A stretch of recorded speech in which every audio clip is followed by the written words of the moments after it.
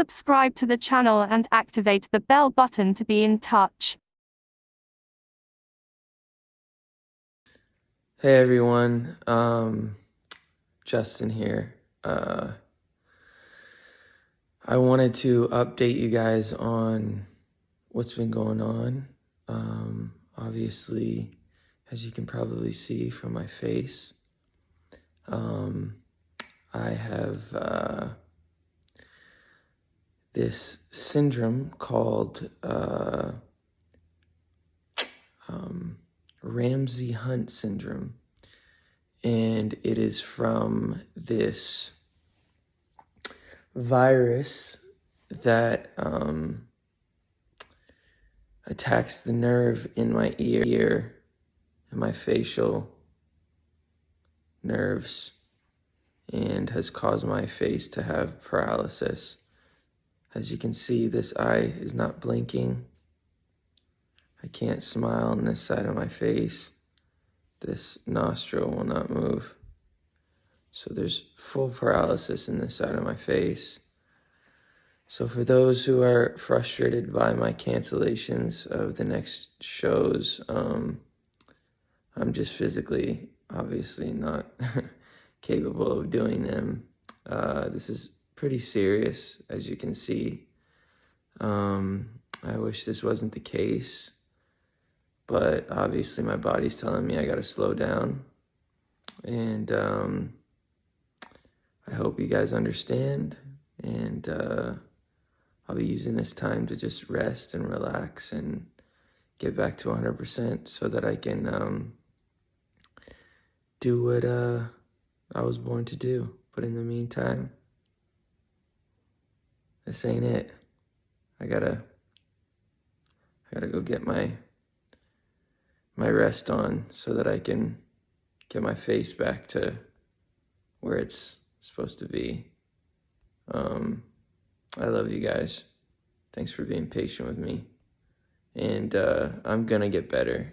And I'm doing all these facial exercises to get my face back to normal. And it will go back to normal. It's just time. And we don't know how much time that's gonna be. But it's gonna be okay. And I have hope. And I trust God. And I trust that this is all it's all for a reason. And I'm not sure what that is right now, but in the meantime, I'm gonna rest, and I love you guys. Peace. Ramsay Hunt syndrome typically manifests with a vesicular rash on the concha and external auditory canal associated with peripheral facial paralysis. This is caused by reactivation of latent varicella-zoster virus within the geniculate ganglion, in association with factors that influence immunosuppression, including immunosenescence.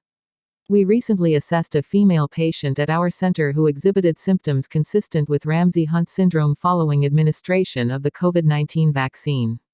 At the time of writing, we are not aware of any other published cases of a similar nature, just herpes zoster reactivation in other locations 1, 2, 3 and Bell's palsy 4, 5, which is why we wanted to warn of this possibility. Our patient is a 78-year-old woman with a history of childhood poliomyelitis with sequelae in the lower limbs, as well as untreated arterial hypertension. 3 days after receiving the BNT162b2 vaccine, Pfizer-BioNTech, she began to experience instability, general malaise, nausea and severe pain in the external auditory canal and right half of the cranium. She attended A&E where she underwent a range of tests, including blood tests, a PCR test for SARS-CoV-2 and a brain CT scan. She was initially diagnosed with flu-like symptoms in the context of vaccination. However, she returned to A&E 2 days later due to a worsening of her symptoms and decreased right-sided facial motility. Examination revealed vesicles and crusted lesions on the concha of the right ear and House-Brackman grade 4 right peripheral facial paralysis, a left horizontal rotatory nystagmus and gait instability falling to the right side. Audiometry revealed bilateral sensorineural hearing loss that was more pronounced in the right ear. The findings in the left ear were consistent with presbycusis. Video head impulse test (VHIT) identified vestibular hypofunction of the right ear, gain of 0.43. 2 weeks later, the patient's instability and sensorineural hearing loss, particularly in the right ear, persisted, accompanied by a very slight improvement in facial paralysis. Varicella-Zoster virus reactivation and idiopathic facial paralysis have often been reported in association with several virus vaccinations, including influenza and hepatitis B. It is therefore not particularly surprising that cases of both conditions in relation to SARS-CoV-2 vaccination have recently been published, as mentioned above.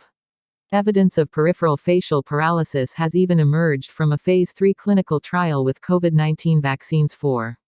That article reported that 844 (0.6%) of the 133,883 cases of adverse reactions to mRNA COVID-19 vaccines received by the World Health Organization pharmacovigilance database by the beginning of March, considering that more than 320 million people had been vaccinated, were facial paralysis events. 749 cases were with the Pfizer-BioNTech vaccine and 95 with the Moderna vaccine.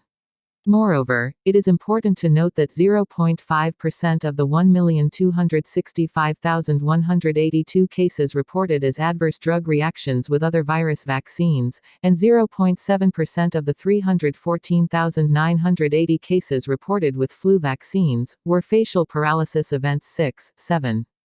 Pharmacoepidemiological studies have been unable to demonstrate a greater risk of facial paralysis following administration of these vaccines, and the data after mRNA COVID-19 vaccine administration seems to be consistent with this. We are not aware of any other reported cases of Ramsay Hunt syndrome following COVID-19 vaccination or any other virus vaccination in the recent literature. This is probably because herpes zoster oticus accounts for less than 1% of all cases of herpes zoster and 12% of peripheral facial paralysis cases, 8, whose possible associations with vaccines are already rare.